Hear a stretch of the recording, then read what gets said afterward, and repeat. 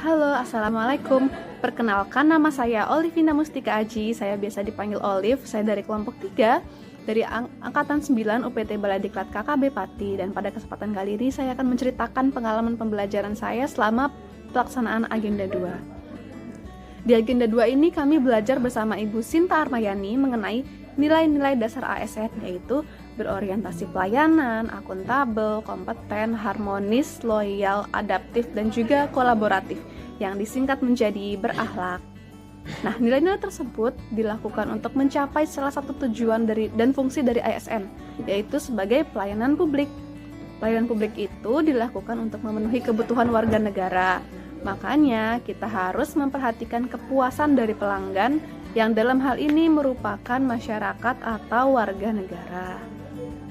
Nah, ketika kita mempelajari nilai-nilai berakhlak, itu dapat menjadikan kita sebagai pribadi yang lebih berintegritas, lebih beretika, profesional, kompeten, dan juga tangguh. Nah, untuk hal yang paling berkesan atau bermakna bagi saya selama mengikuti pembelajaran ini, menurut saya adalah ketika Ibu Sinta itu melontarkan pertanyaan gitu. Jadi menurut saya pertanyaan-pertanyaan yang Ibu Sinta lontarkan tuh cukup membuat saya berpikir dan termenung gitu, terutama terkait pertanyaan tentang harmonis. Saya tuh nggak expect kalau ternyata ada orang yang dalam kelompoknya itu baik dan bisa bekerja sama, tapi kalau di luar kelompok individu tersebut itu lebih mengasingkan diri gitu. Ternyata itu tuh berdampak juga ke pekerjaan gitu. Dengan kita lebih akrab secara personal atau mendekatkan diri ke teman-teman, kita tuh bisa jadi lebih bonding gitu. Dan dengan ada bonding, maka kerjasama dan kolaborasi antar tim itu jadi semakin kuat gitu. Saya jadi inget waktu saya kerja di auditor gitu, meskipun kita tuh kerjaannya tuh banyak banget, terus deadline banget dan sering lembur, tapi bawaannya tuh kayak seru gitu. Ya mungkin benar karena kata Ibu Sinta, itu semua itu karena ada bonding dan ada rasa saling peduli gitu satu sama lain dengan rekan kerja gitu. Dan untuk menerapkan nilai-nilai berakhlak dalam tugas jabatan saya, itu dapat dilakukan dengan misalnya kalau untuk berorientasi pelayanan itu mencoba untuk mengetahui dan memenuhi kebutuhan yang diinginkan oleh user atau pengguna. Dan dalam proses pengadaan kita tuh harus aktif komunikatif dan juga responsif kepada ke penyedia dan juga ke pengguna.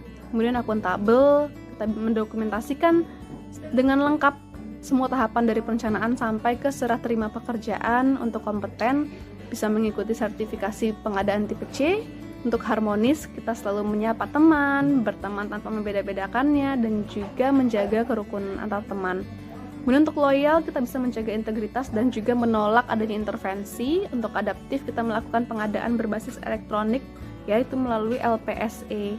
Untuk kolaboratif itu melibatkan tim lintas fungsi, itu bisa dari tim teknis, hukum maupun perencana, itu untuk memastikan kualitas dan kepatuhan pengadaan kita. Untuk prediksi tantangan yang akan terjadi, mungkin ini bagi saya sih mungkin lebih ke tekanan dari pihak eksternal maupun internal gitu. Jadi tekanan itu berkaitan dengan konflik kepentingan. Itu sih, sepertinya sih saya rasa itu. Dan yang akan saya lakukan itu ya lebih ke menjaga ini sih, berpegang teguh kepada nilai-nilai dasar yang ada pada berakhlak itu. Karena kan kalau misalnya ada konflik kepentingan itu kan bisa mempengaruhi ini ya, loyalitas kita kan gitu. Jadi itu aja sih menurut saya, Bu. Itu saja dari saya terkait pembelajaran Agenda 2 ini. Terima kasih. Wassalamualaikum warahmatullahi wabarakatuh.